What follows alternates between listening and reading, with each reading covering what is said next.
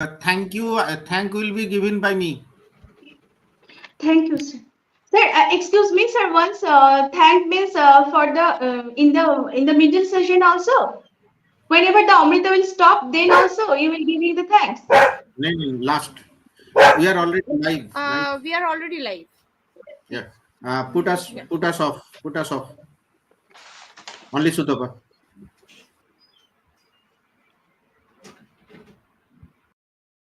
Good evening, everybody. A very warm welcome to all of you. Now is the time for the 8th online lecture series of Physiological Society of India.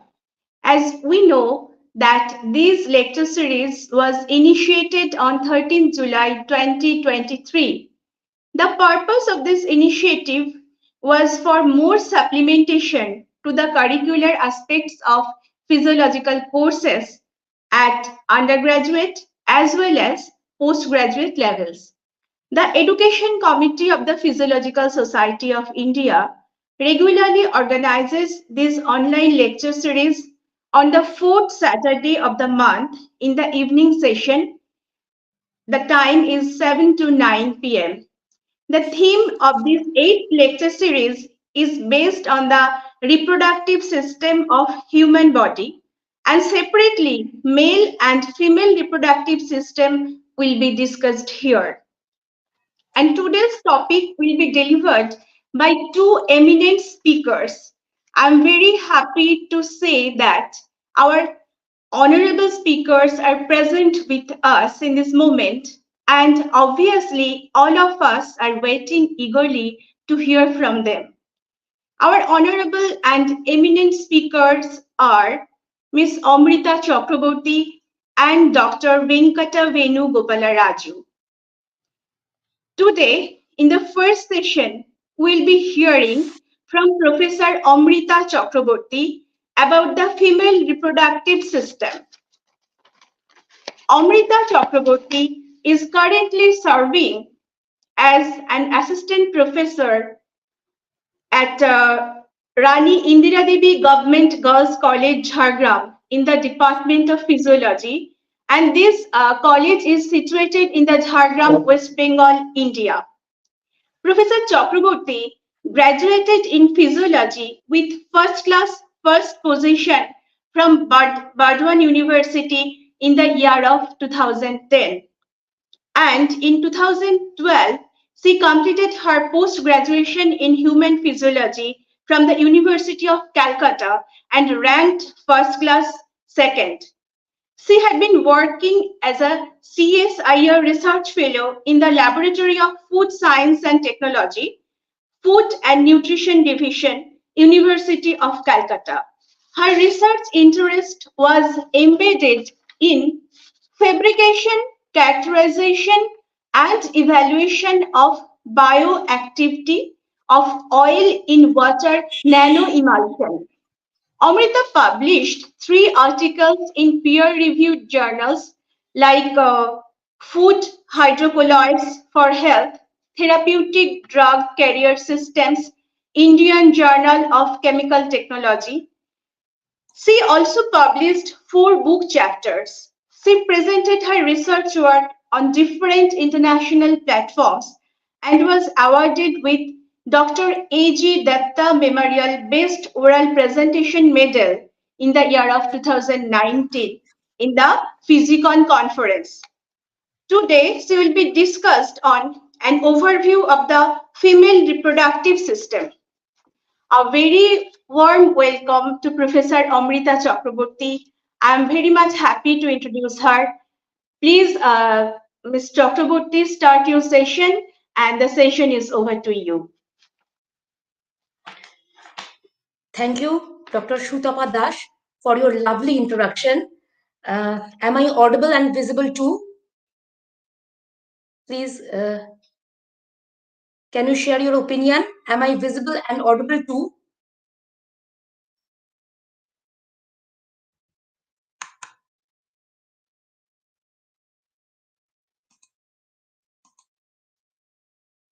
Am I visible and audible too? Okay. Can I start, Shrutapamdi?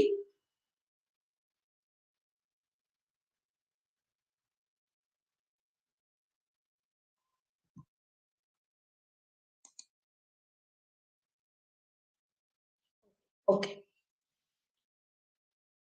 Today, my point of discussion embedded in overview of the female reproductive system. So, what we can learn from this session? First of all, anatomy of female reproductive system, and then histological structure of ovary, oogenesis, development of ovarian follicle, hormonal regulation of follicular development, then puberty in female, hormonal regulation of menstrual cycle, ovarian and uterine changes during menstrual cycle, physiological conditions related to menstrual cycle. Then we go to the fertilization, implantation, pregnancy, and finally lactation. These are our learning objectives of this session. So first of all, I want to introduce with the female reproductive system. What is the female reproductive system? The female reproductive system is the body parts that help women or people assigned female at birth. The function of female reproductive system is to have sexual intercourse, reproduce, and menstruate. Now, the anatomy of the female reproductive system. The anatomy of female reproductive system includes both external and internal parts. Labia majora, labia minora, clitoris, vaginal opening, and hymen. All are the parts of external genitals. They are collectively termed as vulva. And the function of external genitals is to protect the internal reproductive organs from infection and allow sperm to enter the reproductive tract. Here are the major reproductive organs that are internal genitals. All are the parts of internal genitals. Vagina, this is the vagina, uterus, cervix, ovary, and this is the fallopian tube. Vagina is the muscular panel that joins the cervix to the outside of the body. It can widen to accommodate a fetus during delivery and shrink back to hold something narrow like a tampon. The vagina layer, is moist because the presence of mucous membrane inside it. Uterus is a hollow pear-shaped organ and it is composed of two parts, the corpus and cervix. Corpus, this is a larger part of the uterus that holds the fetus during pregnancy and expands during the pregnancy period. And the cervix. Cervix is the lower part of the uterus, and a hole in the middle of the cervix allows the sperm to enter and menstrual blood to exit. During the birth of newborn, the cervix acts as a passage during the vaginal childbirth. And ovary. Ovary are the main reproductive organs. These are situated on either side of the uterus. The ovary acts for the ovum production and release of the hormones like estrogen and progesterone. Fallopian tube is attached with the uppermost part of the uterus, and the ovum travels from ovary to uterus through this fallopian tube. The fertilization of sperm occurs in these fallopian tubes. So these are the main reproductive organs. Now I come to the histological structure of ovary. The ovary is a female reproductive organ responsible for producing ovum and the hormones estrogen and progesterone. The histological structure of the ovary reflects its complex function in the female reproductive system. From outside to inside, the layers are germinal epithelium, tunica albuginea, cortex, stroma, ovarian follicles, corpus luteum, and medulla. Germinal epithelium is the outermost layer of the ovary, made up of simple squamous to cuboidal epithelial cells. Despite its name, it doesn't give rise to germ cells, but it acts as a protective barrier to the ovary. Under the germinal epithelium, there is tunica albuginea, made up of dense connective tissue. And tunica albuginea provides the structural support to the ovary. Then the cortex, the outermost region of the ovary. The follicles at different stages are embedded within the cortex. Here, the stroma. Stroma is also a connective tissue network, and the lymphatics, blood vessels, and neurons are within the stroma. This also provides the structural support to the ovary. Ovarian follicles are at different stages like primordial follicle, primary follicle, secondary follicle, and mature Graafian follicle. The follicles act as the structural and functional unit for ovum production. After ovulation, the Graafian follicle ruptures and forms the corpus luteum. Corpus luteum secretes progesterone, which can act as a major factor for maintaining the pregnancy. Now, the medulla, the innermost part of the ovary, it acts as a vascular and neural conduit of the ovary. Lymphatics, blood vessels, and nerve supplies are within this medulla. Now, I come to the oogenesis part. Oogenesis means ovum production. Oogenesis is the process by which female germ cells, oogonia, develop into mature egg cells, ovum or oocytes, within the ovaries, and it involves several distinct stages. First of all, the oogonium with diploid set of chromosome undergoes mitosis to produce primary oocytes that also contain 2n number of chromosomes. This happens in the fetal life, and this step marks the end of mitosis and initiation of meiosis because the primary oocyte is arrested in process of meiosis 1. During puberty, the primary oocyte gives rise to secondary oocyte and a first polar body through the meiosis 1 division. But the division is not asymmetric because the secondary oocyte retains the maximum cytoplasm where a minimum cytoplasm is in the first polar body. The secondary oocyte begins meiosis 2, and after that, ovulation, secondary oocyte is released into the fallopian tube and awaits for the fertilization. After fertilization, meiosis 2 resumes. The oocyte splits into an ovum and a second polar body.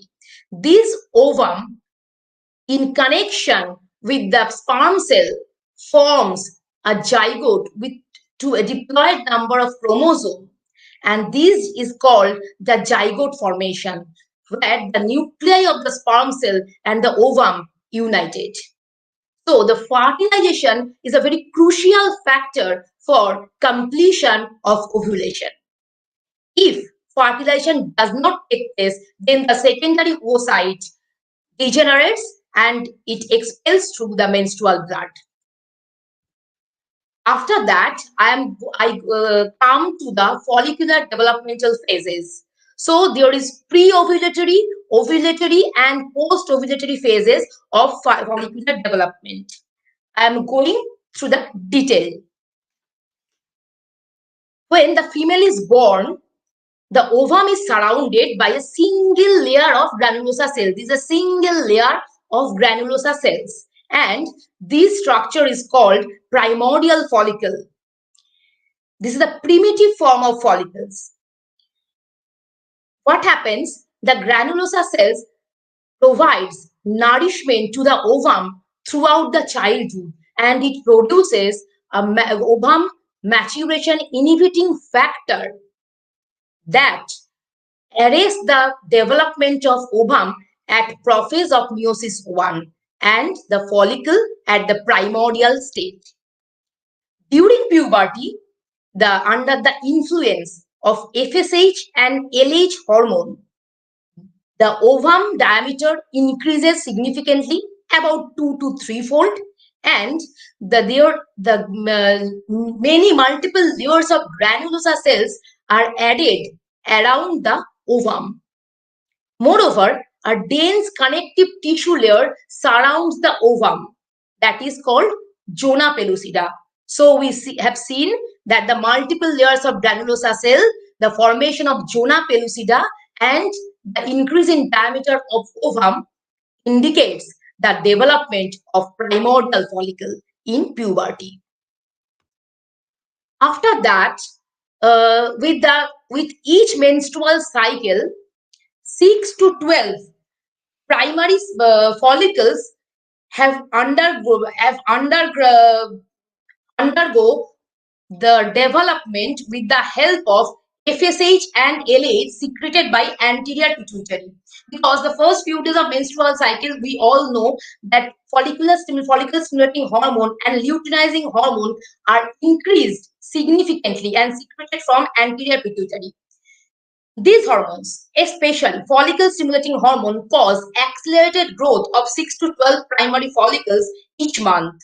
The initial effect is rapid proliferations of granulosa cells, giving rise to many more layers to add. In addition, spindle cells derived from ovary interstitium rises to another cell layer that is called theca. Theca is divided into two layers, theca interna and theca externa. After the early proliferative phases of growth, the mass of granulosa cells secretes a follicular fluid that contains estrogen in high amount. This estrogen causes the granulosa cells to form, increasing the FSH receptors and make the granulosa cells to become more sensitive to FSH. The pituitary FSH and the estrogens combine to form LH receptors on the granulosa cells. And this allows the LH stimulation. The increasing estrogens from the follicle as the increasing LH from the anterior pituitary gland act together to the proliferation of the follicular thecal cells. And ovum diameter increases up to 10-fold and the whole mass increases up to 1,000-fold. The fluid-filled cavity is termed as antrum. This is the secondary follicle where we have seen the ovum, the zona pellucida, the multiple layers of granulosa cell, the follicular fluid-filled antrum, and the two layers of theca cell, theca interna and theca externa. After a week or more of growth, but before ovulation, one of the follicles begin to outgrow all the others, and the remaining 5 to 11 developing follicles involute. What happens? The large amounts of estrogen secreted by the rapidly growing follicle acts on hypothalamus to depress the follicle stimulating hormone secretion. And by this way, it blocks the further growth of less well-developed follicle. These less well-developed follicles undergo atresia or degeneration, and the most rapidly developing follicle, forms the matured Graafian follicle, where the follicular antrum continues to expand, and there is a mass of cell, what we call the cumulus oophoras. This marks the Graafian follicle development. After that, the ovulation phase comes. What happened? About 2 days before ovulation, the rate of secretion of luteinizing hormone is increased about 6 to 10-fold, and the follicle stimulating hormone has increased about 2 to 3-fold. Under the influence of luteinizing hormone, follicular steroid hormone progesterone is secreted. It induces the proteolytic enzymes released from the lysozymes from theca externa, and these weaken the follicle wall, dissolution of follicle wall that finally causes follicle swelling and degeneration of stigma. On the other hand, there is follicular hyperemia. That means the development of new blood vessels in follicular tissues and prostaglandin secretion also to follicular tissues. This induces the plasma transduction into the follicle. And finally, begins the follicle swelling. Follicle swelling and degeneration of stigma both causes the final follicle rupture and evagination of ovum. This is the whole process of ovulation where the ovum is released from the matured Graafian follicle. After ovulation, when the ovum is released from the matured Graafian follicle, there is degeneration of Graafian follicle and it forms a corpus luteum structure, yellowish in color due to the presence of lutein. And the corpus luteum secretes progesterone at high amount and estrogen at a certain level. If there is no fertilization, then the corpus luteum degenerates to form a non-functional scar-like structure, that is corpus albicans. Here we see the hormonal regulation of follicular development. From hypothalamus, gonadotropin releasing hormone is secreted, which acts on the anterior pituitary gonadotrophs, and from which luteinizing hormone and follicle stimulating hormones are secreted and acts on ovaries. From ovaries, estrogen, progestin, inhibin, activin, all are secreted. Inhibin inhibits the anterior pituitary and activins stimulate the anterior pituitary for secretion of LH and FSH. But the most interesting thing occurs in case of estrogen and progestin. Estrogen and progestin normally exerts a negative effect to the anterior pituitary and hypothalamus, except in the mid-cycle, that is prior to ovulation, it shifts to the positive feedback mechanism. Here we see that the theca cell and the granulosa cell. Theca cell and granulosa cell both are capable to produce progesterone from the cholesterol. But progesterone is transported from granulosa cell to theca cell. In theca cell, progesterone promotes the production of androgen, and these androgen further transported to granulosa cell. Estrogen is produced from androgens with the help of aromatase enzyme under the influence of FSH hormone.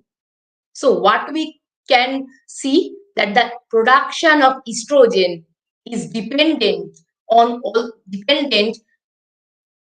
theca cell. There is the interdependency between the theca cell and granulosa cell, the production of estrogen. This is the mechanism of production of estrogen. Now, the puberty in female. Puberty in females marks the period of physical and hormonal changes that lead to the onset of reproductive maturity. It typically occurs between the ages of 8 and 13, though the exact timing can vary widely among individuals. Here are the key changes that occur during puberty in females. Development of secondary sexual characteristics. This is the initial characteristics of the puberty. Helarchy, that is the breast development, and puberty, that is the growth of pubic hair in the pubic region. This is the initial characteristics that that is the major sign of puberty. Growth spurt, that is the increase, the rapid increase in body height and body proportion, occurs in the year of 10 to 14 years in female. And this growth spurt is also a major changes which is observed in puberty. The onset of menstruation, menarche, is the feature of late puberty that starts during 12 to 14 years of age in female, but it can vary from woman to woman. Hormonal changes, especially the rise in the level of estrogen and progesterone, marks the onset of puberty, and all the changes are influenced by this hormonal regulation. Emotional and psychological changes. As the girl navigates the transition from childhood to adulthood, she faces some emotional and psychological changes like mood swings, self-awareness, changes in social relationships, etc. Bone development is, especially the increase in bone density, is seen in puberty. So the intake of vitamin D and calcium is required in the days of puberty. Now the menstrual cycle. The menstrual cycle is a reproductive cycle characterized by the shedding of the uterine lining, menstruation, when in the absence of fertilization. It typically occurs in primates like human, ape, monkey, etc. The menstrual cycle is regulated by complex interactions between hormones produced by the hypothalamus, pituitary gland, and ovaries. These hormonal changes orchestrate the menstrual cycle, regulating follicular development, ovulation, and changes in the endometrium to prepare for potential pregnancy. During the menstrual cycle, the uterus and ovaries undergo several changes in response to hormonal fluctuations, which gives ovary reproductive ability and prepare uterus for potential pregnancy. As I have told many words and have utilized many times to explain the ovarian follicular development, so I cannot repeat all those things, but yes, I just recapitulate the major points of the menstrual cycle. And this is the hormonal fluctuations. What happens? The menstrual phase lasts about 1 to 4 days of cycle. Low estrogen and progesterone level. And due to the low estrogen and progesterone level, endometrium, the inner lining of the uterus, shades. And in this time, gonadotropic releasing hormone level in hypothalamus begins to rise. Then the follicular phase lasts about 5 to 13 days of cycle. Here, the increase of follicle stimulating hormone and luteinizing hormone. Follicle stimulating hormone stimulates the follicle development in the ovary. And the developing follicle secretes estrogen. So there is the increase in estrogen level and the increase of follicular stimulating hormone level. But at the day of ovulation, 14th day of cycle, these estrogen triggers the LH surge, that is the rapid increase in LH level. And under the influence of this LH surge, there is release of mature egg from follicle. This means ovulation. After ovulation, luteal phase starts and lasts about 15 to 28 days of cycle, where the corpus luteum secretes a high level of progesterone and a certain level of estrogen. If the fertilization occurs, corpus luteum is maintained and the hormone level is maintained. But if there is no fertilization, corpus luteum degenerates and there is a sharp decline of the estrogen and progesterone level. Ovarian changes during menstruation. The follicular phase lasts about 1 to 13 days of cycle. The follicular growth, that means the secondary follicle, primary follicle, secondary follicle, and finally the matured Graafian follicle under the influence of follicle stimulating hormone. One follicle becomes the matured Graafian follicle and other undergoes atresia. And the 14th day of cycle, that is ovulation, release of matured egg, matured oocyte from the ovary, that is called ovulation. And then after the release of oocyte, the matured Graafian follicle degenerates and forms corpus luteum, starts the luteal phase that lasts about 15 to 28 days of cycle. As the corpus luteum secretes progesterone at high amount, so there is progesterone dominance, and if no fertilization occurs, corpus luteum degenerates into the corpus albicans. After that, the uterine changes during menstrual cycle. The menstrual phase, 1 to 5 days of cycle, and here we see the shredding of the endometrium due to the low estrogen and progesterone level. And this shredding of endometrium releases to the menstrual blood, and contraction of uterine muscle helps to expel this endometrium with menstruation. Due to the endometrium shredding, there is thinning of endometrium. After that, 6 to 14 day of cycle, proliferative phase starts and regeneration of endometrium under the influence of increasing estrogen level. There is regeneration of endometrium and simultaneously the thickening of endometrium. With the thickening of endometrium, there is development of new blood vessels. The temporary new blood vessels are called the spiral arteries. This provides the support to the endometrial cells, and this endometrium goes into vascularization. Then the secretory phase, 15 to 28 days of cycle. There is continued endometrial thickening under the influence of estrogen and progesterone hormone. And the glandular secretions. That means the glands in the endometrium secretes mucus and other substances that provides nourishment to the endometrial cells. And enhanced vascularization, that means the development of new blood vessels under the influence of progesterone.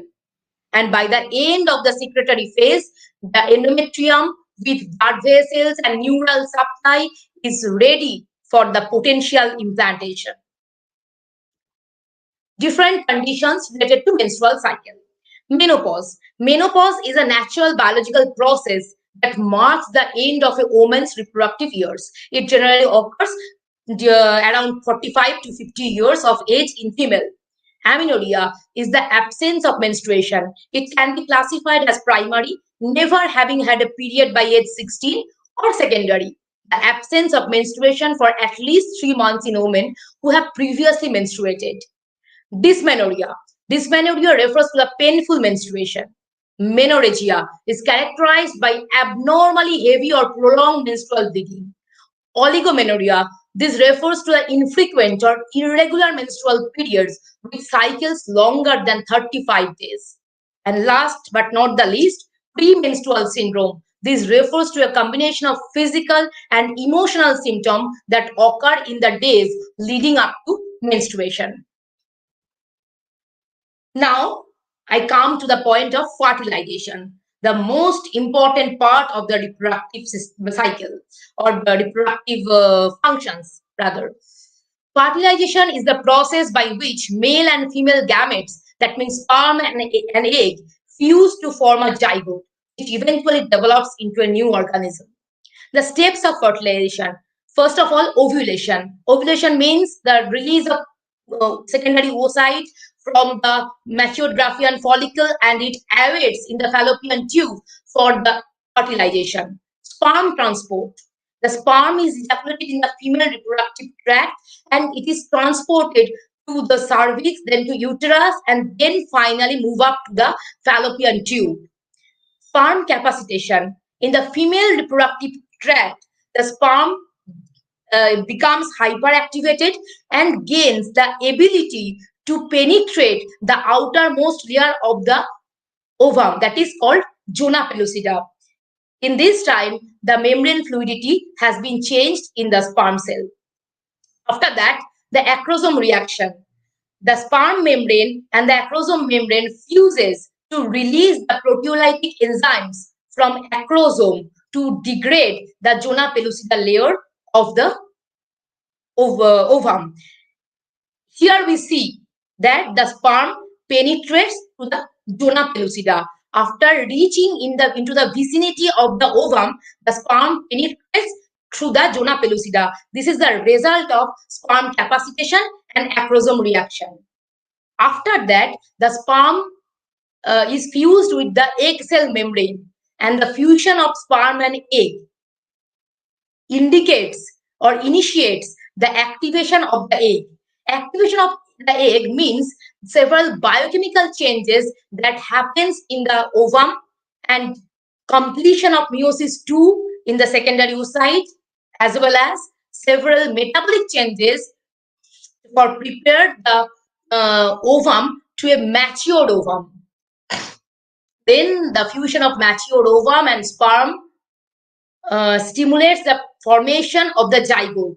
Zygote contains the 2n number of chromosomes where the genetic material of sperm and the genetic material of ovum is combined with each other, and this indicates the formation of a new embryo, new organisms.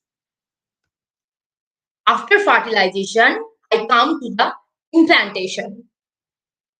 First of all, blastocyst formation. After the zygote formation, the zygote undergoes several cellular divisions to form a hollow ball of cells that is called the blastocyst, and the fluid filled in blastocyst called the blastocele.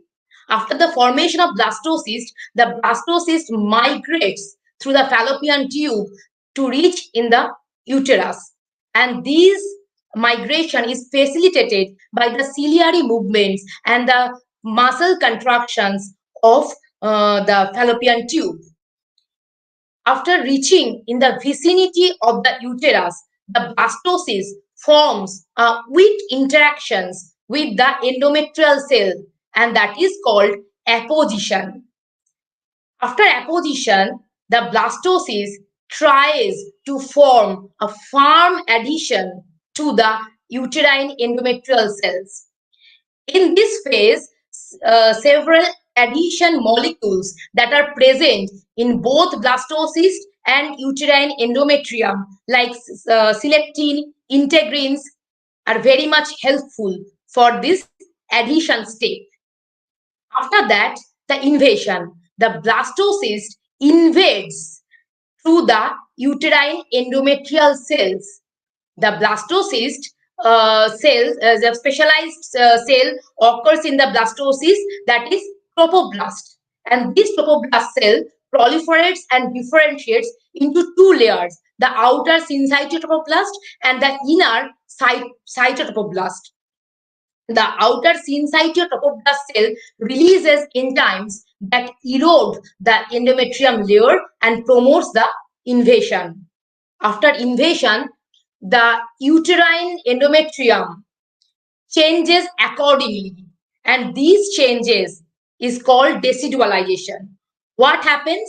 The endometrial stromal cells promotes the formation of a specialized tissue that is called decidua, and decidua provides proper nourishment to the blastocyst and then the developing embryo. After when the implantation progresses, there is also a maternal fetal circulation establishment is seen. How it is possible? The blood vessels of uterus remodels to establish the maternal fetal circulation, and this establishment provides the proper nutrition and oxygen to the developing fetus and placenta. The completion of implantation is marked when the blastocyst fully embedded within this uterine endometrial layer, and this occurs after 7 to 10 days of fertilization.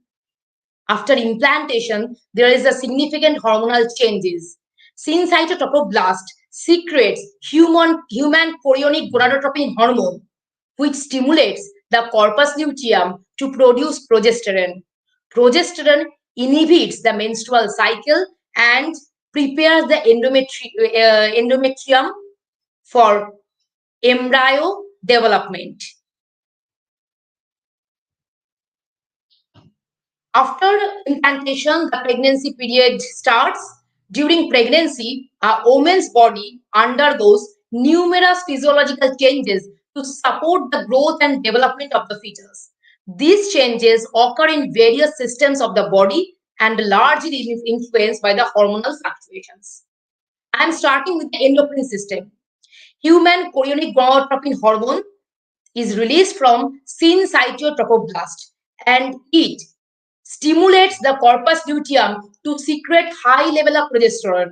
Not only the corpus luteum, but also the syncytotrophoblast cells secrete progesterone. Progesterone is a very important factor for maintaining the pregnancy because, first of all, it prepares the endometrial bed for fetus development, and secondly, it inhibits the myometrial contractibility because myometrial contraction expels the fetus from the body, so it inhibits the myometrial contractility.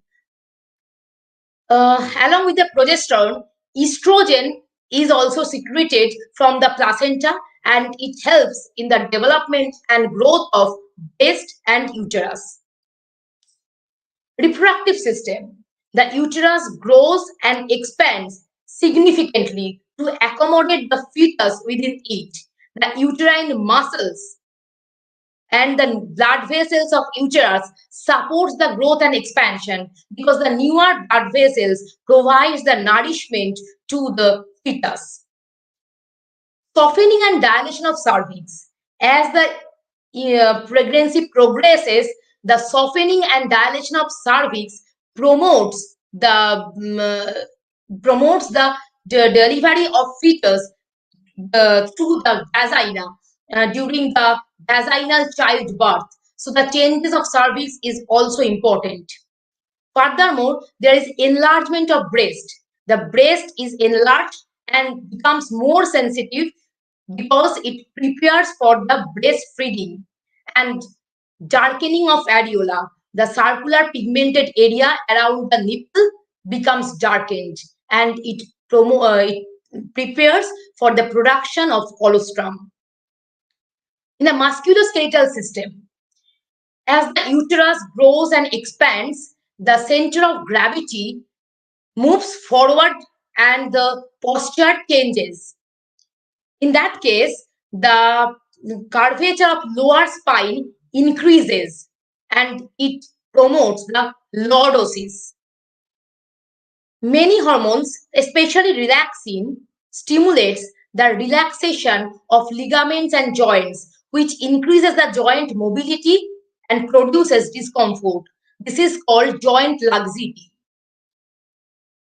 There is also an increase, about 50% increase of the glomerular filtration rate above the normal level to meet the to expel the waste of fetus through maternal system. Moreover, the expanding uterus puts on pressure and the urinary bladder, and so the urinary frequency has been rising significantly. To meet the oxygen demand of the fetus, the pulmonary ventilation and respiratory rate in the maternal body has been increased significantly, and this assures that the placenta receives the adequate oxygen supply through the mother's body. And then the cardiovascular system, the circulatory blood volume and the cardiac output has been rising about 40 to 50% due to the blood supply to the fetal circulation. The maximum blood is going to the fetal circulation, but some of the blood flow has been rising in skin, liver, kidney, and GI tract. There is always an increase in metabolic demand, including the nutritional requirement of protein, fat, vitamin, minerals, because the fetus is growing inside the mother's body. This is very natural. And the body weight increases in the pregnancy period to support the placenta, the fetus, the maternal tissues, etc. And gastrointestinal system. Hormonal fluctuations disrupts the digestion, and nausea, vomiting, heartburn, all are the symptoms of inadequate digestion. Furthermore, the expanding uterus puts pressure on the stomach and intestine, so there is change in bowel habit and discomfort in abdomen. These all are the major changes observed during pregnancy. Now we come to the lactation part. Before going to the process of lactation, I want to introduce the anatomy of lactating breast. The structure of lactating breast is characterized by the anatomical components involved in milk production, storage, and ejection. Here's an overview of the key structures. First up, mammary gland. This is the structural and functional unit of breast milk production. in the breast, there are numerous mammary glands arranged in cluster, and this mammary gland contains the alveoli cells within it, and prolactin stimulates the breast milk production from these alveoli. After that, the milk ducts transports the milk from mammary gland to the nipple, and there is a arrangement of milk ducts throughout the breast, where the smaller ducts merge to the larger ducts near the nipple. And milk sinuses or lactiferous sinuses are the dilated areas of milk ducts which acts as a temporary milk reservoir before the breast milk is squeezed from the nipple. The process of milk production is called lactogenesis. This is the nipple, the central protrusion just located in the center of the areola. And the multiple milk ducts open into the nipple. And the dark pigmented area around the nipple is called areola. Many areolar glands are situated in this areola, like sebaceous gland, Montgomery glands, that secretes the lubricating substances to prevent breast irritation and cracking of the breast during the breastfeeding. And connective tissue. There is a lot of connective tissue, including suspensory ligaments, which provides the structural integrity of the breast and provides also the support to the mammary gland. Finally, the blood and lymphatic vessels. The blood flow through the breast provides essential nutrients and oxygen for production of milk, and the lymphatic vessels drains out the excess fluid and the waste product from the breast. This is very much helpful for the breast health. So this is the structure of the lactating breast. Now I come to the final point, that is lactation process and hormonal control. Lactation is the process by which milk is synthesized and secreted from the mammary glands of the postpartum female breast in response to an infant sucking at the nipple. Breast milk provides ideal nutrition and passive immunity for the infant, encourages mild uterine contractions to return the uterus to its pre-pregnancy size, and induces a substantial metabolic increase in the mother, consuming the fat reserves stored during pregnancy. It involves 7 different steps. First of all, hormonal preparation. During pregnancy, progesterone and estrogen levels are high, and these hormones prepares the growth and development of the mammary gland. Besides, prolactin primes the mammary alveoli for the milk production. Then the onset of lactation. When the fetus expels from the body, that means after parturition, the estrogen and progesterone level falls and the prolactin level rises significantly in the blood. This prolactin stimulates the synthesis of milk in the mammary alveoli. This is the onset of lactation. Colostrum production. A few days after the onset of lactation, there is a thick yellowish fluid that is secreted from mammary alveoli. This is called colostrum, and it contains essential nutrients and fat, vitamins, proteins, as well as antibodies. So the colostrum provides the immune protection to the fetus, and this is considered as yellow gold. Milk synthesis. After that, under the influence of prolactin, mammary alveoli synthesizes balanced milk, and it contains fat, protein, carbohydrate, etc. And this milk is synthesized from mammary gland and transported to the nipple through the milk duct. Then the milk ejection. This is very interesting because when the baby sucks the nipple, these reflex produces a positive feedback to the pituitary.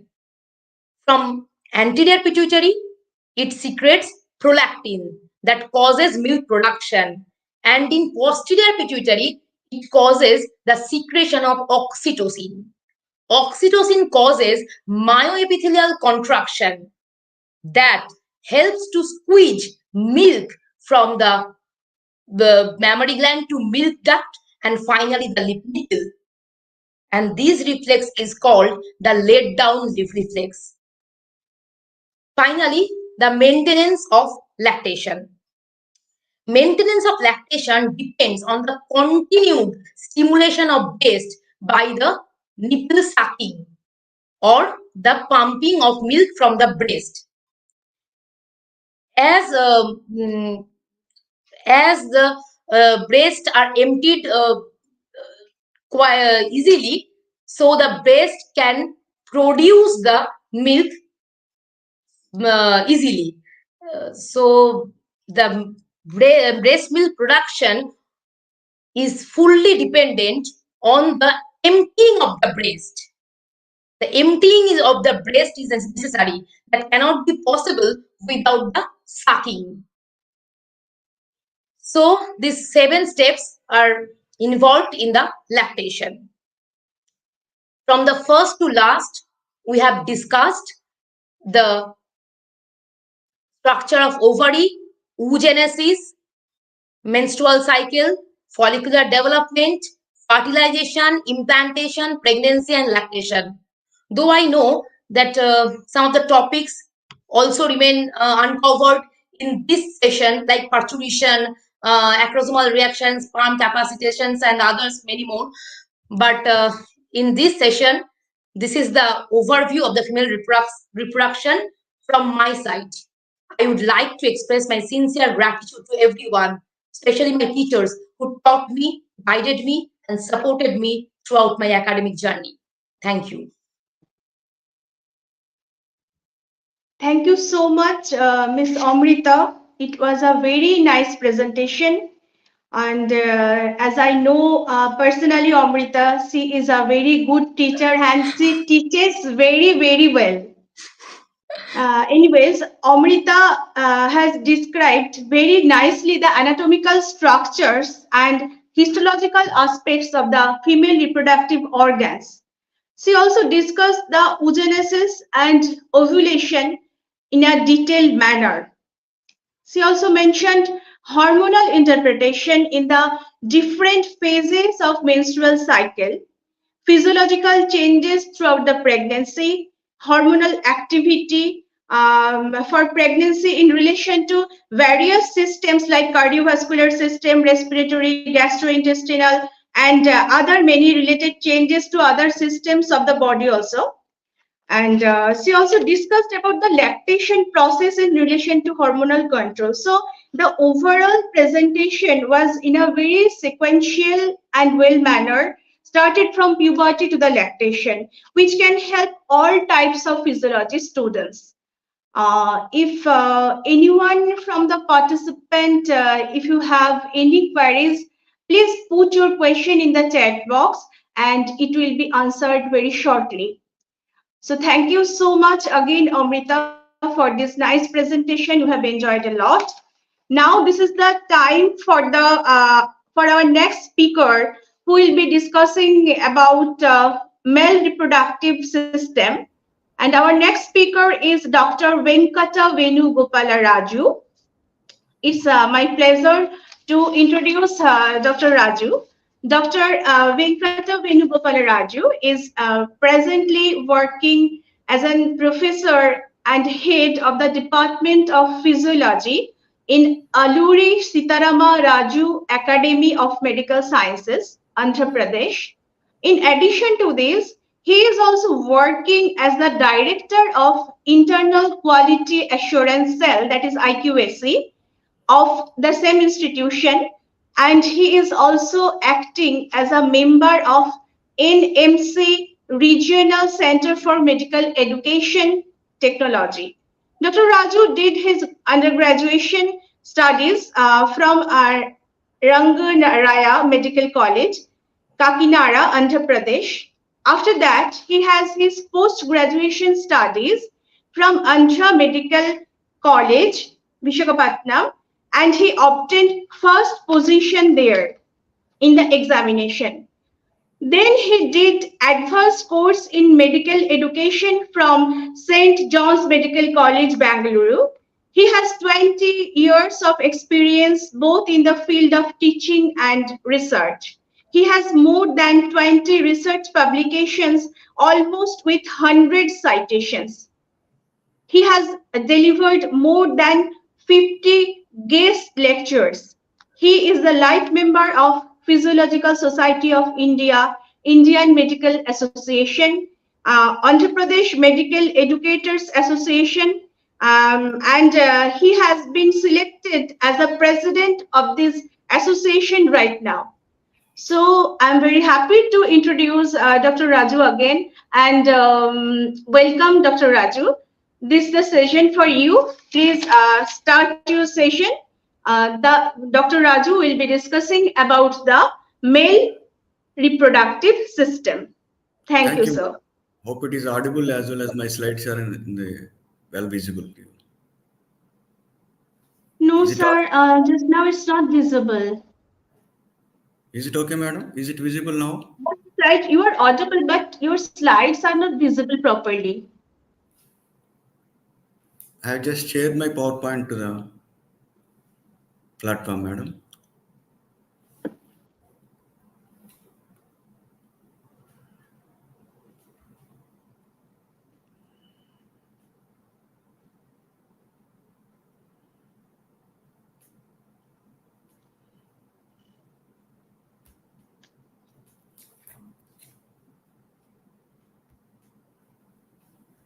I'll stop it and reshare it again, madam. I'll present presentation. Okay, sir. We're waiting.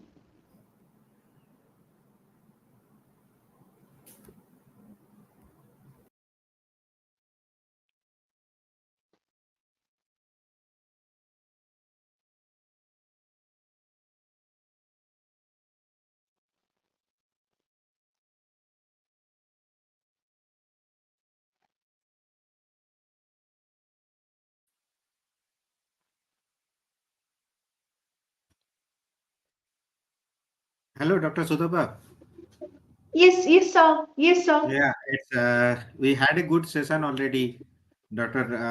Amrita has nicely presented the things, Yes, sir. and Very nice presentation. she covered almost all parts, starting from the basic anatomy to functional Yeah. and And hormonal regulations also she have described. so I think Dr. Venugopal is ready, and we Yes, will he is ready also. yes, we Yeah. will take him. Yes. Yes, Dr. Raju. Is it Your visible, slides sir? are visible. Yes, can I proceed, Yes, sir? Dr. Raju, your slides are visible now. You are audible as well as visible. Thank you, madam. I'll proceed with my system. Thank you, sir. You Hello, start your session. Please start your I'm session. going for an overview on the male reproductive system. So the learning objectives for the next 35 to 40 minutes is all the participants will be able to describe spermatogenesis and its regulation. And also I will give a briefing on the blood testis barrier, followed by definition of puberty and list out the functions of testosterone before, during neonatal life or fetal life, as well as during adulthood and puberty. And lastly, I'll close it with the description on control of male sexual function with 2 applications. So to understand all these physiological components, we need to have some bit of anatomy of the male reproductive system. So I'll touch a bit of physiological anatomy. So the testis in cross section, if you can see in the next slide, I'm going to show you. It is composed of 900 coiled seminiferous tubules, each averaging more than half a meter long, in which sperms are formed. The sperms, once they are formed in the seminiferous tubules, they empty into the epididymis, which is another coiled tube in the testis, about 6 meters long. Now we can see here, these are the seminiferous tubules. Each one is around half meter long. Then all these seminiferous tubules are emptying through retrotestis into epididymis, which contains head, body, and tail. And tail is connected to the vas deferens, You can see here vas deferens, and vas deferens will empty ultimately into the urethra. Before that, it empties and it passes towards prostate. The enlargement of vas deferens is known as ampulla, and at that point, there are two seminal vesicles joining the ampulla or prostatic part of urethra, each one located on either side of the prostate, and these seminal vesicles empty into prostatic end of the ampulla, and the contents then from both the ampulla and seminal vesicles pass into the ejaculatory duct. Then this ejaculatory duct leading through the body of prostatic gland and then empty into the internal urethra. So prostatic ducts also empty from the prostatic gland. So all these contents will ultimately empty into the ejaculatory duct. So that is where the sperm which is formed in the seminiferous tubule can be stored for some time in the epididymis and then be ejaculated to the exterior. So that the ejaculation is called as semen. Semen is composed of three fluid components. First one is fluid and sperm from the vas deferens that will contribute to the 10% of the volume, and fluid from the seminal vesicles, which is contributing to 60% of the volume of the semen, and fluid from the prostate gland is contributing to 30%. I'm not going into the details of the secretions now. We'll just move on to the spermatogenesis, which is the key in the male reproductive system. The spermatogenesis starts with the primordial germ cells. These primordial germ cells are migrated during the fetal life. They are migrated and stored in the testis. In the testis, they will be stored in the stage of spermatogonia. Spermatogonia are immature germ cells. After reaching puberty, with the release of gonadotropic hormones from the anterior pituitary, that is in turn signaled by the hypothalamus, by the gonadotropin releasing hormone.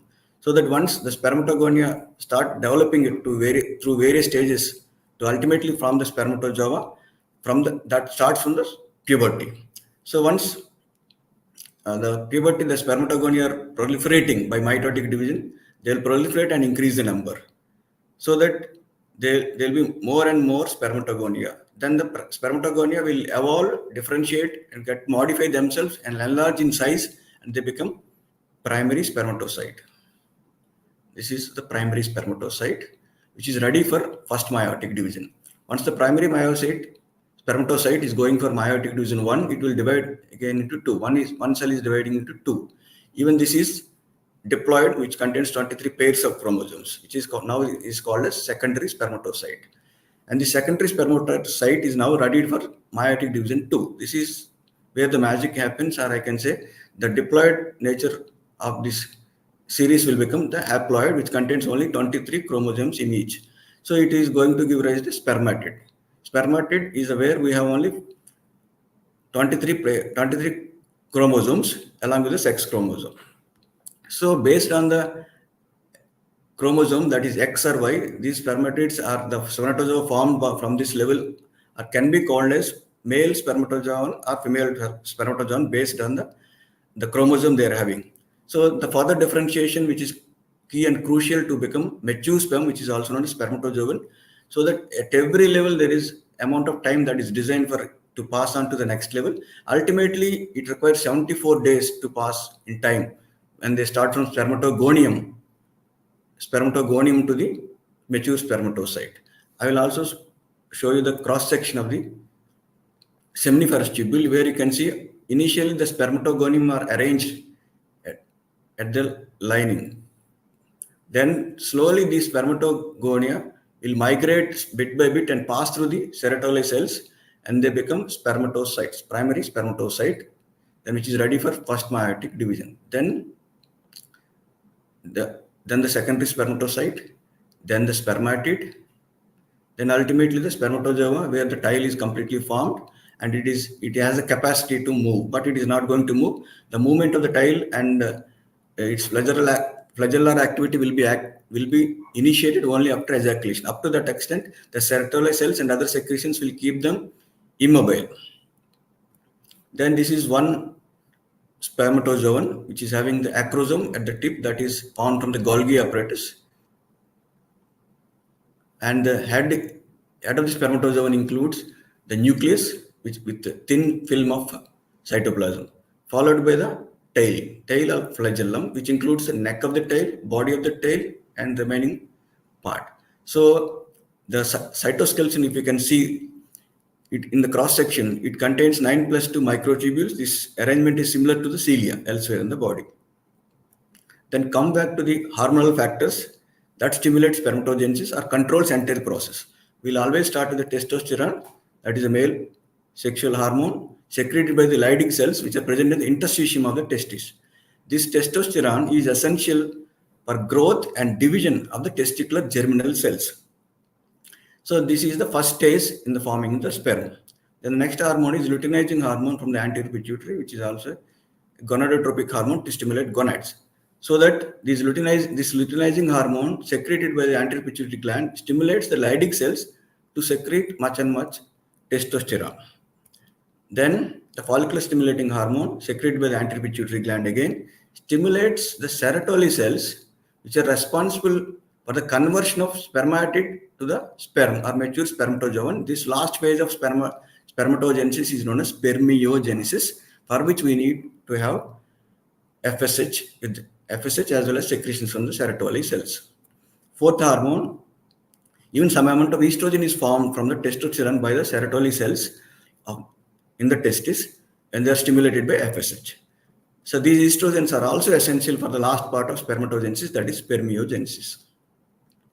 Then lastly, in terms of hormones, along with the other general body hormones, the growth hormone is necessary for controlling background metabolic functions of the testis and promotes early divisions of the spermatogonia. So one applied aspect here is in its absence, in the absence of growth hormone, that is what we see in the pituitary dwarfs, most of them will become infertile because the background metabolic activity is so much reduced in the absence of growth hormone. Then we'll see one more applied point. An abnormality in the spermatogenesis is possible with the viral infections, especially the most popular one is bilateral inflammation. That is what is known as bilateral architis, which includes the testis, both the sides, resulting from the mumps, may cause sterility in some of the individuals who are affected with the virus or the disease. Not in everyone, but majority, they may go for sterility. Then another cause of sterility, which is usually temporary, is excessive temperature of the testis. Then that is the reason why the testes are located in the scrotum, dangling outside the abdominal cavity to maintain 2 degrees below the internal temperature from the abdomen. So if these temperatures are same as internal core temperatures, the temperature may cause degeneration of most of the cells of the seminiferous tubules beside the spermatogonia. The applied point for this scrotum and undescended testis is, so in few children, the percentage is very much less, 1 to 2% by the time of 1 year age. They end up with undescended testis into the scrotum. This condition is known as cryptorchidism. To have a normal descent of the testis through the inguinal canal, we need some amount of testosterone that is secreted by the testis during fetal life. Then we'll have a look on this count and the fertility, effect of sperm count and fertility. An average of about 120 million sperms will be present, or spermatozoa will be present in 1 ml of the semen. So the count varies from 35 millions to 200 millions per 1 ml. Then any count which is less than 20 million, the person is likely to become infertile. In some cases, the counts are normal, but the spermatozoa will be abnormal in their morphology, resulting into infertility ultimately. So we'll see the different abnormalities of the spermatozoa. Now, on extreme right hand side, you can see this is a normal healthy morphology of the spermatozoa against the all abnormal forms here. 2 tails, 2 heads, or abnormally coiled flagellum or the tail, or abnormal length. All these things will result in infertility in that male. Then one more anatomical to physiological concept is blood-testis barrier. The walls of the seminiferous tubules are lined with primitive germ cells as well as Sertoli cells. And the tight junctions between the adjacent Sertoli cells near the basal lamina form a barrier. That barrier is known as blood-testis barrier. So what is the purpose of this barrier? This purpose is to prevent large molecules from passing from the interstitial space of the testis into the seminiferous tubules, because we need to protect that space where it is specially designed for the sperm formation or spermatogenesis. Why it has to be protected? The fluid in the lumen of the seminiferous tubule is quite different from the plasma. How it is quite? We'll see some features of this fluid which is present in the seminiferous tubules. It contains very little amount of protein and glucose, but it is rich in androgens, rich in estrogens, rich in potassium, inositol, glutamic acid, as well as aspartic acids. So to maintain this, we need to have a barrier between the ECF and to the seminiferous tubule, so that it is also protecting in the way that the maintenance is required. The barrier is required for the way that it protects the germ cells from the blood-borne noxious agent. Any tablet or any chemical agent which is available in the blood may cause some damage to the formation of the spermatozoa or spermatids. So to protect the germ cells from the blood-borne noxious agent, that can be chemical or any other agent, we need to have a blood-testis barrier. Then it is also preventing the antigenic products which are released by the germ cells while they are dividing in the formation of spermatozoa or spermatogenesis, and some factors are released through maturation. From these factors are not going to enter into circulation. If they enter into circulation, there is a possibility of getting antibodies developing against them. So ultimate goal of the blood testis barrier is it is also preventing the generating an autoimmune response towards the spermatogenesis or spermatids. Now we'll move to the next concept, that's testosterone, that is a male sexual hormone. You can see in the picture there are two different peaks here. One peak during fetal life. This peak in the fetal life is due to the human chorionic gonadotropin that is released from the placenta, so that will have influence on the neonatal fetal developing testes. So that will cause the release of testosterone, so that we'll see a peak during the fetal life and a little bit of peak during neonatal life. After that, from 1 year to 10 years or 12 years, it's completely zero. So there is no production of testosterone. For the production of testosterone, we need gonadotropic hormone to be released from the anterior pituitary gland, and that needs in turn gonadotropin releasing hormones from the hypothalamus. So the hypothalamus breaks out to release gonadotropin releasing hormone at around puberty, that is around 12 to 14 years. In this picture, you can see the red line tracing, that is the plasma testosterone level expressed in nanograms per ml. You can see also a blue line that represents the sperm production or spermatogenesis. Spermatogenesis starts only after puberty, and it may continue up to the entire adulthood as well as up to 50 to 80 years, because the amount of testosterone secreted is there up to that extent. So this is the sperm production expressed in terms of percentage. Even though it decreases after 50 years and 60 years, but some amount of sperm is always produced until 80 plus years. Then, before we are getting into functions of testosterone, the functions can be broadly divided into functions of testosterone during fetal development and functions of testosterone during puberty and adult life. In the adult life, there are two divisions again: the role of testosterone in primary sexual characteristics and as well as secondary sexual characteristics. So that during fetal development, the testosterone is responsible for the development of male body characteristics, which includes the formation of penis and scrotum. If the testosterone is absent by any means in the male fetus, so the fetus may not develop external genitalia and may develop the genitalia which are similar to the female. So that is the reason why during fetal development also we need testosterone. Then it is also important for the prostate gland development. So the testosterone which is released during the fetal development will develop prostate gland, seminal vesicles, and male external genitalia. Ultimately, few weeks before the birth, or 3 weeks to 1 month before the birth, the testis will will run down through the inguinal canal and occupy the place in the scrotum. That is what is known as descent of the testis. Failure of the descent of the testis is known as we have discussed, is cryptorchidism. Then we'll go back to the puberty, which is also known as adolescence. It is defined as the period when the endocrine and gametogenic functions of the gonads have reached a stage for the first time to the point that they are developed where the production of spermatozoa is possible, and as well as testosterone levels are high enough, which is required for the maintenance of the primary and secondary sexual characteristics. So that the puberty is that point where the reproduction is possible with the gametogenic functions as well as the endocrine functions in that individuals. One more word related to the puberty and adolescence in males is adrenarche, which is defined as an increase in the secretion of adrenal androgens that starts around 10 to 12 years in boys, and that is reflected by the levels of DHEA, which include dehydroepiandrosterone. The value starts from 10 to 12 years and peaks at around the age 25 years.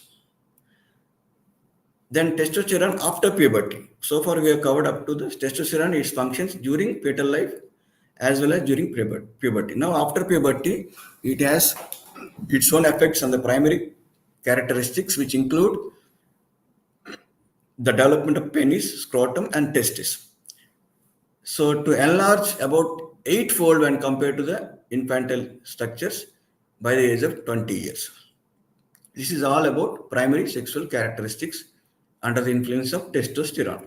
Now, if you can go to the secondary sexual characteristics, I will explain bit by bit each characteristics which will make the male by secondary sexual characteristics.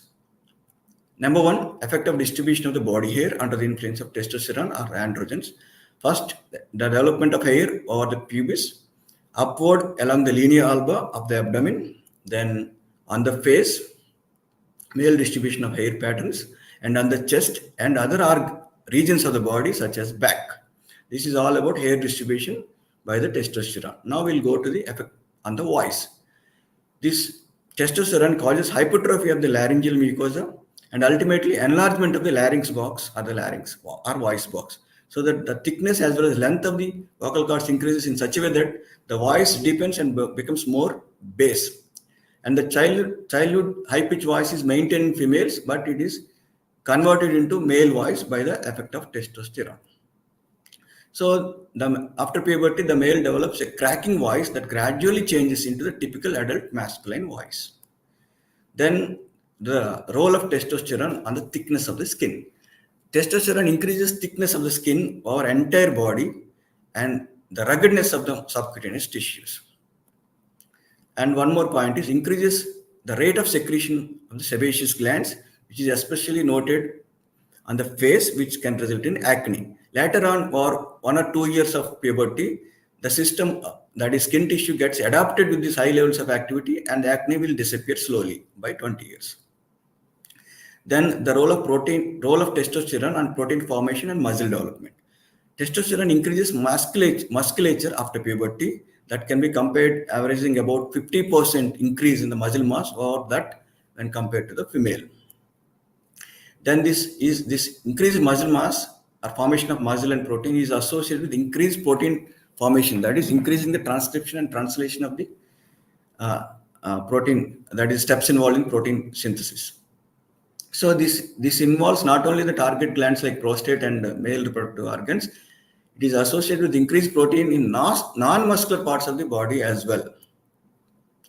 So one more applied point is some of the individuals who are expecting athletic performance will abuse this testosterone or synthetic androgens by some of the athletes to improve the muscular performance because its effect on the muscle development and protein formation. Then on the bone matrix, testosterone causes growth of the bone so that bones will become considerably thicker and deposit more calcium salts rather than the other stages of the life, that is before puberty. Then will general protein anabolic functions of the testosterone is causing this phenomenon in the bones. Then on the pelvis, you know that the male pelvis is a bit different from the female pelvis. The male pelvis much narrows the narrowing of the pelvic outlet is by the influence of testosterone. Then the testosterone is going to lengthen the pelvis and causes funnel-like shape instead of broad ovoid shape that is observed in the female pelvis, which is known as gynecoid pelvis, which is required for the childbirth. But in males, the funnel shape is required, which is also known as android pelvis for the load bearing. So to greatly increase the strength of the pelvis and entire pelvis for load bearing. Then the role of testosterone on basal metabolic rate. Testosterone increases the rate of metabolism by 5 to 10% above the value that it would be were in the testis if the testis were not active. So how it is getting this into increased metabolic rate? This is indirectly resulting from the effect of testosterone on protein metabolism.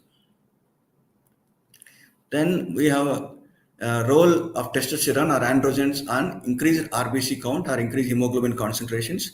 So this is the testosterone do not directly increase the erythropoietin levels, but it is going to do indirectly. How it is doing? Because of the increased metabolic rate that occurs with the testosterone. So that we can get increased RBC in terms of count, in terms of hemoglobin concentration also. Then what is its role on electrolyte and water balance? Testosterone can increase the reabsorption of sodium in the distal tubules of the kidneys by acting on the distal tubules, so that after puberty, the blood or ECF volume of the male in relation to the body weight increases as much as 5 to 10% because of the water and electrolyte retention.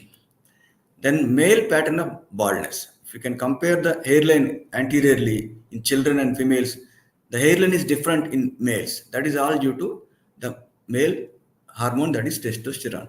It results from two factors. One is the genetic background. Some amount of genetic contribution is also there. Hereditary components are also there. And large quantities of androgen secreted at the particular age. So the hairline of women is like that of child. I will show a diagram also here, where that of the man is indented on the lateral frontal regions. In the picture, you can see the hairline anteriorly on the scalp. You can see this is uniform hairline. The same thing is preserved in females, but in males, you can see there is indentation on both the sides of the temporal areas. That is what is known as male pattern baldness. This is due to the testosterone in addition to the genetic components. Then we'll discuss a bit one slide on that intracellular mechanism or mechanism of action of testosterone. It is well studied in the prostate gland. So I am taking the picture of prostate and how it is going to achieve the increased protein synthesis. Once the testosterone enters the target tissue, that can be prostate here, testosterone is converted into dihydrotestosterone with the help of the enzyme 5-alpha reductase. The one applied point here is, if in some individuals, if the 5-alpha reductase is congenitally absent, in that case, the male may go for male pseudo-hermaphroditism. That is a complicated case where the male external genitalia are not developed because of the enzyme deficiency or absence of the enzyme, and because of the absence and development of the testis and scrotum and male external genitalia, the child may be raised as a female. So only at the level of puberty, some features of the male external genitalia will develop and it behaves like a male after puberty. So that this is a confusing situation for the family. That is due to the absence of 5-alpha reductase in the target tissues, which is required for the conversion of testosterone to dihydrotestosterone.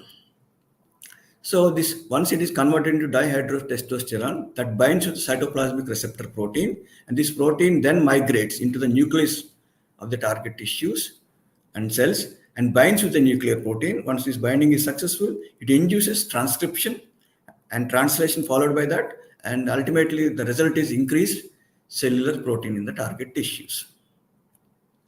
So now we'll see a bit of control of male sexual functions by the hormones. So we'll go back to the gonadotropic releasing hormones, that is from the hypothalamus. This will be, breakthrough release will be at puberty and after puberty. So that GnRH acts on anterior pituitary, so that ultimately anterior pituitary is going to release gonadotropic hormones, luteinizing hormone and follicular stimulating hormone FSH. Then LH in turn stimulates the secretion of testosterone by acting on the Leydig cells of testis. Then FSH is stimulating the spermatogenesis. Then we'll see a flowchart on the same. Now we'll start with this is the anterior pituitary secreting LH and FSH. LH in turn is stimulating the Leydig cells that they are present in the interstitium of the testis to produce testosterone. Testosterone will stimulate androgenic effects throughout the body, the masculine effects and all the secondary sexual characteristics. At the same time, it will give a negative feedback. I'll show that in the next part of the slide. Then we'll see the other side. The anterior pituitary also secretes FSH, and FSH is going to stimulate serotonin cells, and serotonin cells also got stimulated by testosterone. So that we have two different lines of stimuli. One is by FSH, one is by the testosterone. Then these two are stimulating serotonin cells, which in turn successfully form the spermatozoon, that is spermatogenesis. At the same time, if spermatogenesis is active, the serotonin cells also secrete inhibin. Inhibin is going to give a negative feedback loop here to the anterior pituitary, so that the gonadotropins will be a bit decreased in response to the amount of inhibin. Okay. Then at the same time, we can also see a negative feedback loop here by the testosterone giving a negative feedback to the anterior pituitary. If you can go to the higher parts of the flow chart, the testosterone is giving a negative feedback to the hypothalamus also, and it is also giving the behavioral effects by acting on the brain. Behavioral effects in the male includes after puberty and adolescence, that is aggressive behavior, attraction towards opposite sex, and risk-taking behaviors are all the effects of testosterone on the brain. Now, of course, you can see this is hypothalamus secreting GnRH, gonadotropin releasing hormone, that will stimulate anterior pituitary to produce FSH and LH. Now we'll see a bit of abnormalities in the male sexual function. I'm not going into details because that will itself take a complete one chapter. I'll just introduce what is hypogonadism and what is hypergonadism. So hypergonadism usually results from testicular tumors. We'll start with now hypogonadism. Hypogonadism means the gonads are less active or not active at all when compared to the normal male. Hypogonadism results from two categories. In first category, we can say that in first category, the hypothalamus is not stimulating the anterior pituitary ultimately, so that there is no GnRH or no gonadotropic hormones from the higher levels, that is anterior pituitary and hypothalamus. That is what is known as hypogonadotropic hypogonadism.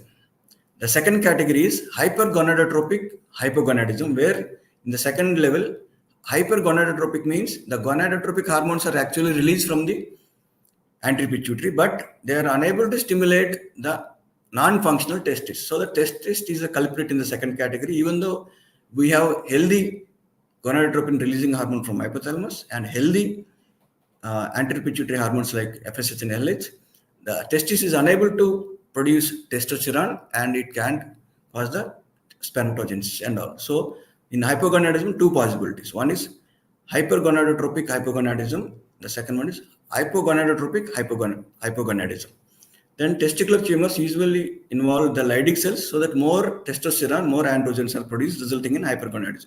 The other category is the tumor may involve the germinal cells. Germinal cells are capable of forming any kind of tissue in the testis. So resulting in it can form the placenta, it can form hair, it can form any kind of tissues, resulting in a condition known as teratoma, which is dreadful in terms of control and regulation. So these are the two abnormalities of the male sexual function related to the decreased activity of the gonads or increased activity of the gonads. So one more applied aspect to conclude my segment of overview, that is on male reproductive system, vasectomy. Because in the initial slides we have discussed on vas deferens and all, vasectomy is nothing but bilateral ligation of the vas deferens, so that it is safe and convenient contraceptive procedure, which is a permanent method, of course. So this is safe and convenient because the counterpart tubectomy includes opening of the abdominal cavity, which is a bit complicated and a bit risky in terms of outcomes also.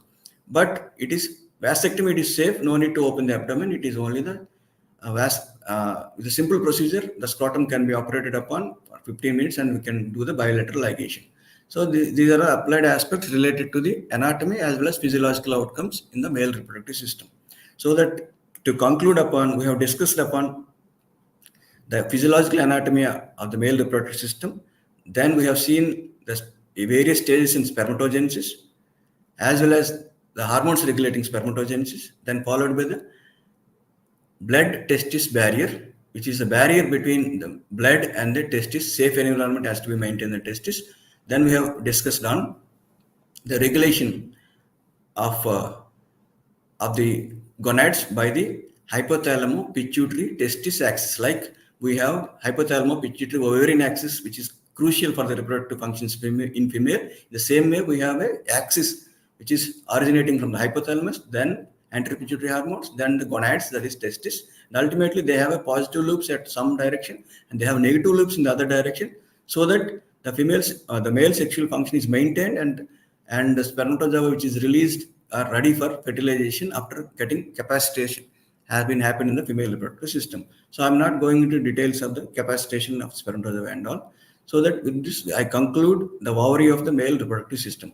My references are from Guided and latest edition, that is South Asia edition 2021. Then one more is Ganang's Review of Medical Physiology, 26th edition is the latest edition. Indian edition, this is Indian prints 2021. For further queries and suggestions, feedbacks, you can reach my mailbox, that is Dr. Venugopal, KMC. Thank you one and all for giving me the opportunity, especially PSI, Priya Naik garu, Madhulata garu, and the entire team of PSA, Physiological Society of India. Thank you one and all. Thank you, Dr. Raju, for this nice presentation. We have enjoyed a lot and we have learned a lot also. I think the students from the postgraduate, undergraduate, and any other medical as well as paramedical students will be benefited a lot from this lecture series, both from your part and from the part of the female reproductive system also. So thank you so much again, Dr. Raju. That if there is anybody, if you have any question, please put the question in the chat box, and it will be answered shortly. Yes, ma'am. So, Dr. Raju, starting from the physiological anatomy of prostate, seminal vesicles, the procedure of spermatogenesis, abnormality in spermatogenesis, abnormal shape of sperm, that goes to the pathological part of also. He have described very well. Dr. Raju, along with the normal physiology, also mentioned the pathological correlation related to this topic. So this is very much important. He has described also the importance of the presence of blood testis barrier and how testosterone controls the male reproductive system from the very fetal stage to the geriatric stage of the life also. And the other functions of the testosterone, like the functions like on the skin, on the voice, bone, muscles, basal metabolic rate, protein metabolism, and its indirect role on the RBC regulation, male pattern baldness, vasectomy as a male contraceptive procedure. All these things are described very well in this short session. And for both cases, for the male and the female reproductive system, the hypothalamus is playing the most important endocrinal role, and it's a very important endocrine gland, also mastering upon the different hormones related to the reproductive system. And as through the last lecture series, that is a 7th series of the PSI, we had gone through the endocrine system in detail. Thank you so much again, sir. Thank you, It was madam. very nicely presented. And now I am requesting Dr. Proshun Priyanayak, sir, Proshun sir, to come over the stage and conclude the session. Thank you, sir. Thank you, Dr. Sutapa. Thank you so much, sir. It's a nice session we had. Both male as well as female reproductive system has been an overview for both the systems has been given. Now, I thank both the speakers, Dr. Raju and Miss Amrita, Dr. Raju is already a renowned professor in Andhra, and Amrita, she is also an assistant professor in Jharkhand Raj College for girls. We had a nice session. So, in addition to those things, as Dr. Sutapa has in her concluding remarks, in her coordinating remarks, better to say, she has mentioned about the hypothalamic role and the control by the hypothalamic neurons. I would like to add some part of hypothalamic control here, and in this regard, I'm going to both the male and female reproductive system. They are highly controlled, regulated, highly regulated mechanisms of reproduction through the hypothalamic functions.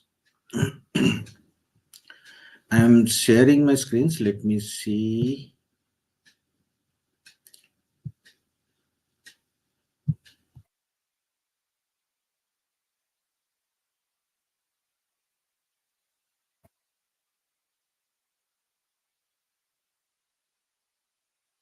I believe my screen is visible as I'm trying to talk about gonadotropin releasing hormone, also called LHRH.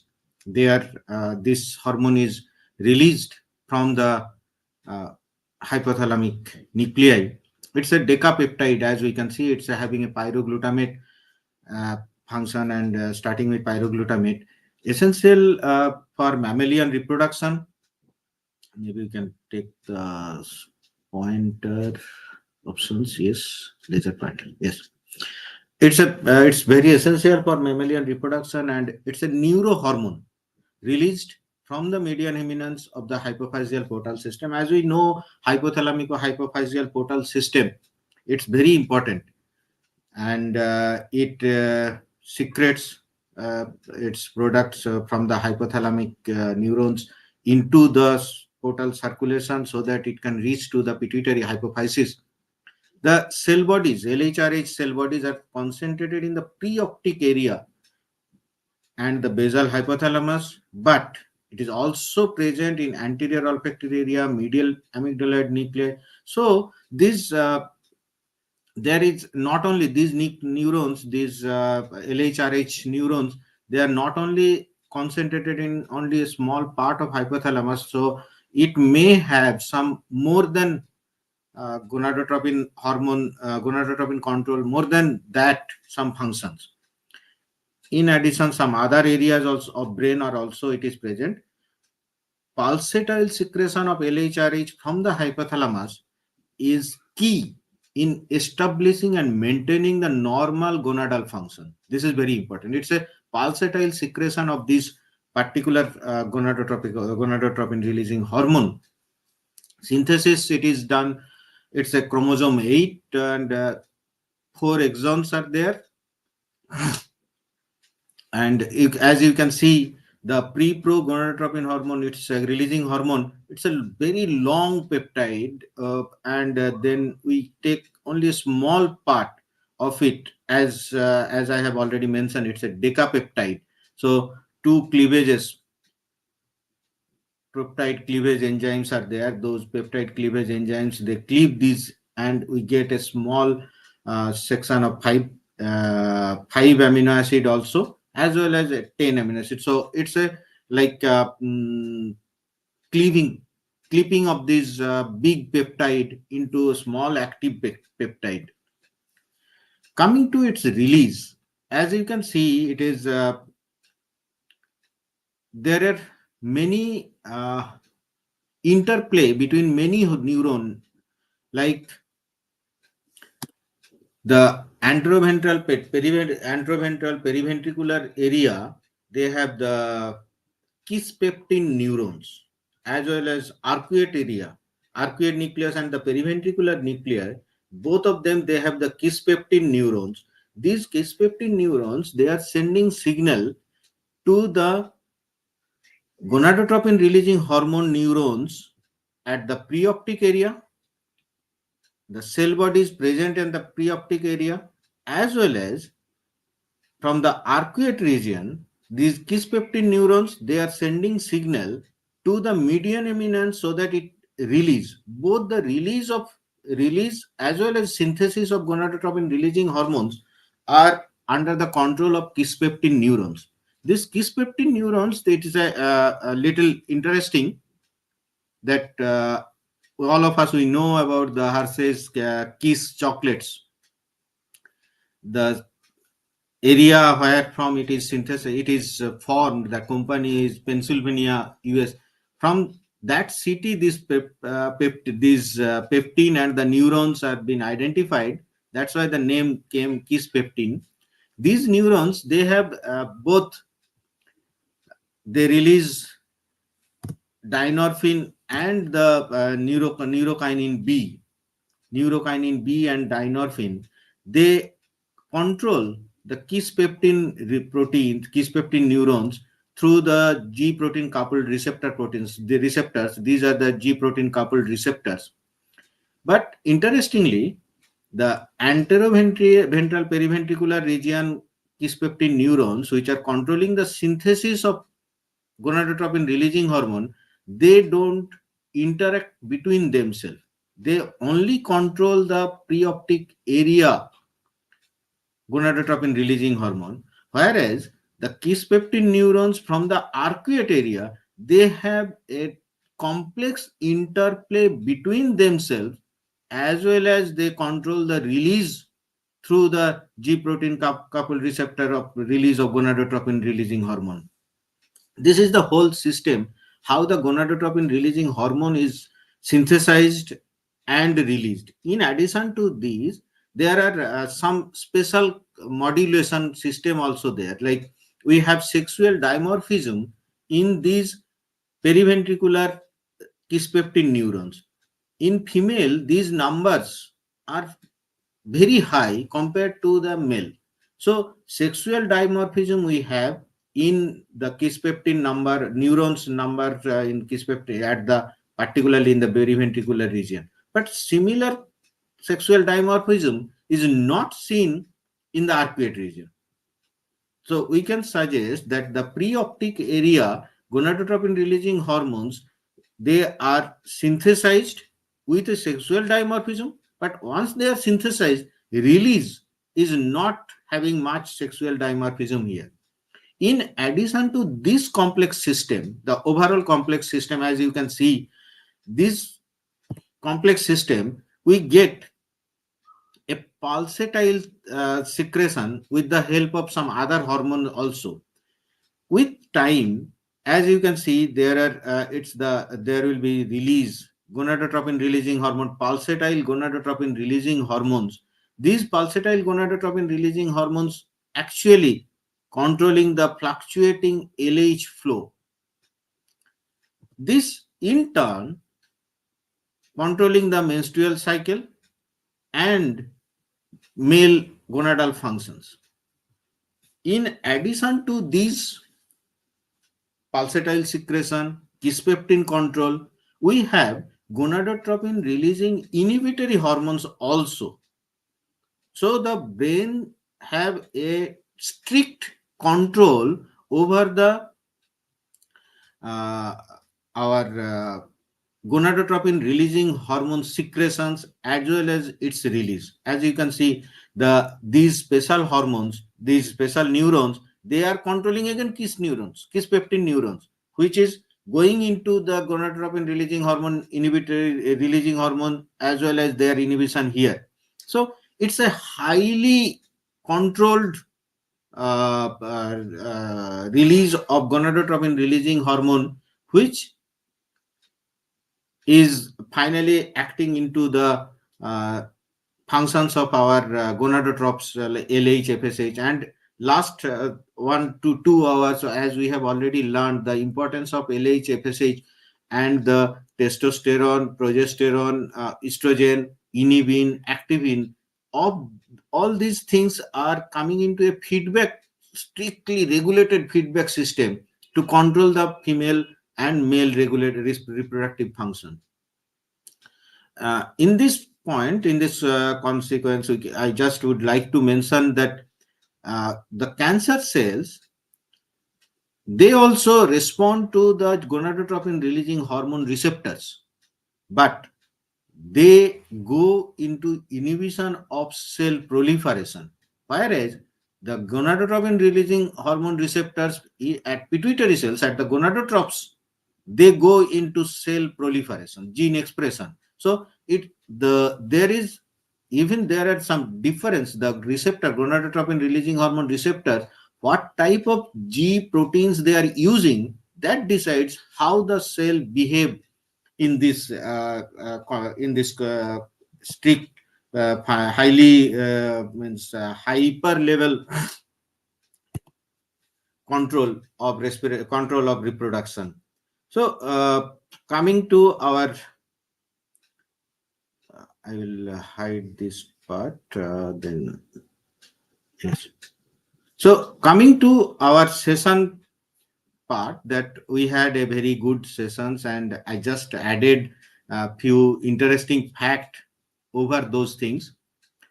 So I wish to convey my sincere thanks to the speakers, Professor Venugopal Raju sir and Ms. Amrita Chakraborty, for their excellent presentation.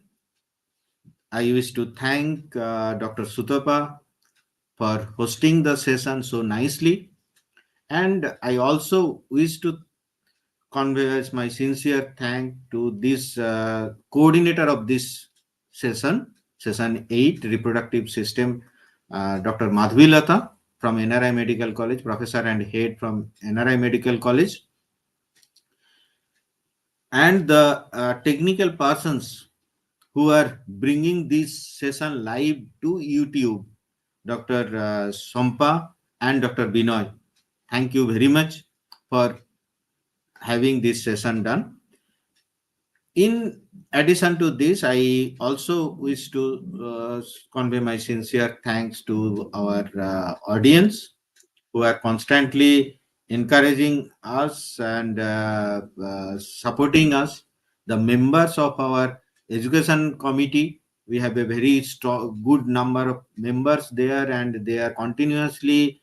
It actually, for each session we take 3-4 rehearsals, 3-4 interactive session between the these our education committee members, speakers, anchor, and the whole background work, how it is, how it goes.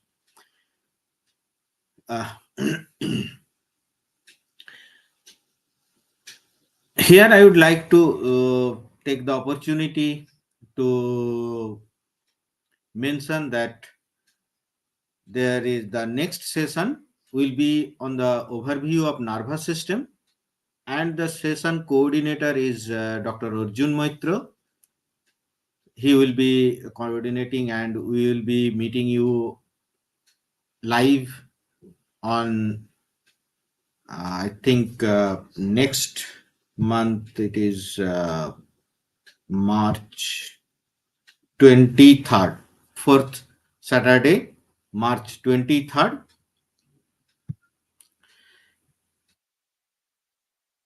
There will be a session on nervous system, the overview of nervous system. As you can understand, we are taking the overviews of different systems, which is not really possible to cover all points of those systems within 2 hours session, 1 hour sessions. It's not possible. So initially, this is our effort to give an overview of all the systems. Then we will be taking the small parts, little bits in detail. And thank you one and all, everyone. And I also convey my sincere thanks to the Physiological Society of India, on which platform we are arranging these sessions, and we are going live. Thank you one and all. See you next session, that is 23rd March, 7 to 9 p.m. with the overview of nervous system. Thank you very much.